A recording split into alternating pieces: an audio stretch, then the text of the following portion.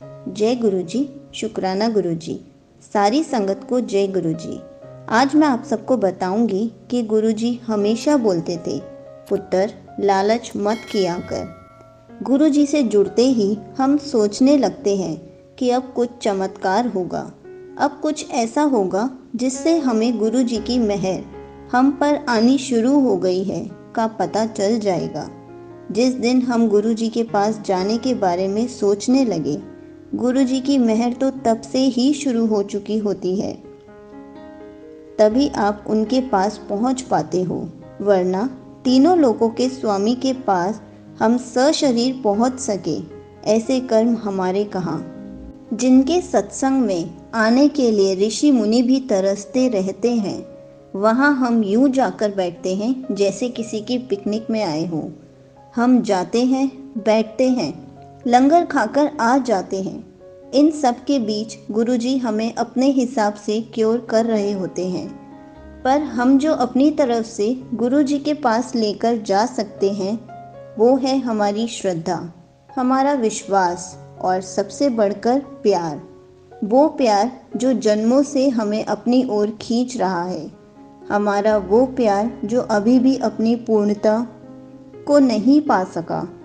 पर प्यार देने की जगह हम बस लेने की अपेक्षा रखकर ही वहाँ जाते हैं। अपेक्षा हमें कितने दुख देती है, ज़रा सुनिए।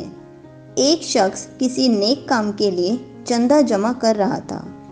एक घर में गया, 500 रुपये मिले, खुशी खुशी दुआएं देकर निकला। दूसरे घर गया, उसने 1000 रुपये दिए। इस घर से निकलते वक्त उसके मुंह पर गाली थी। बड़ा अमीर आदमी समझता था, पर ये तो भिखारी निकला, और भी बहुत कुछ बोला।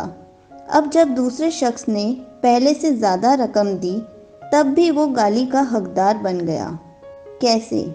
क्या चंदा लेने वाले ने रकम की बात कही थी? नहीं ना। फिर भी उसने अपनी खुशी से जो दिया वो उसका दान है। पर चंदा लेने वाले को जो दुख हुआ, ये सिर्फ और सिर्फ उसकी अपेक्षा के कारण हुआ। उसकी आशा थी ज़्यादा मिलने की, नहीं मिला, दुखी हो गया। रोज़ रोज़ की ज़िंदगी में हम भी ऐसे ही कितनी बार दुखी होते हैं, अपने मन को दुख में डाल देते हैं। सिर्फ दूसरों से ज़्यादा उम्मीद रखने के कारण हम इस दुख से आसानी से बच सकते हैं। ऐसा ही कुछ होता है जब हम नए नए गुरुजी से जुड़ते हैं। गुरुजी तो दे रहे हैं, पर हमें किसी और चीज़ की अपेक्षा होती है, तो जो हमें दिया जा रहा है उसकी खुशी हम महसूस ही नहीं कर पाते। बार बार मैसेज मिलता है, मांगो नहीं मानो, पर हम मनुष्य हैं। किसी भी मंदिर मस्जिद में सामान्यतः तो कभी नहीं जाते।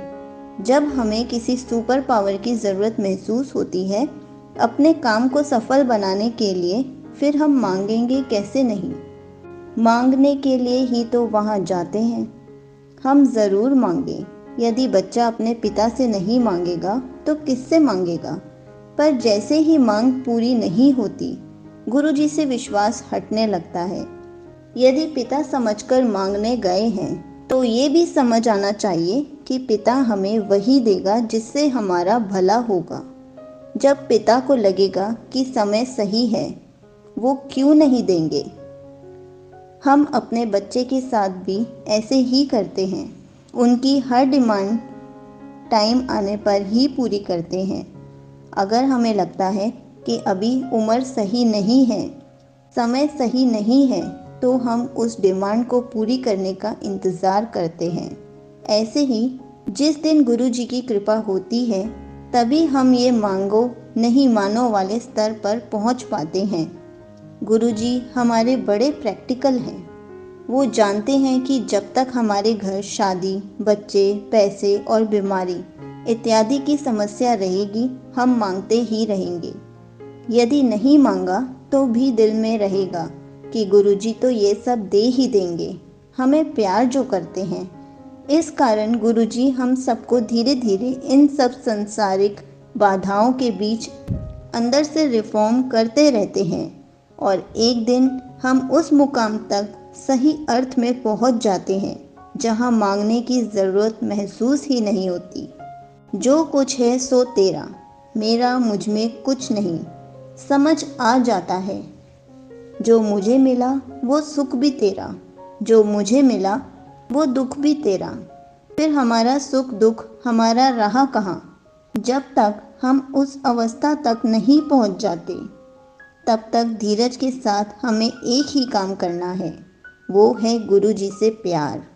हमें गुरु जी पर भरोसा रखना है, हमें गुरु जी से बेहद प्यार करना है। हे मालिक, तुमने जो भी मेरे लिए सोच रखा है वही ठीक है, बस यही कहना है। बस हमें शक्ति देना कि हम उस समय तक आपके चरणों में बैठे रहें, आपका शुक्राना करते रहें। आई होप आपको समझ आ गया होगा कि हमें लालच बिल्कुल भी नहीं करनी चाहिए। गुरुजी सबके लिए सब कर देंगे, लेकिन थोड़ा सा सब्र करना ही पड़ेगा। जय गुरुजी, शुक्राना गुरुजी।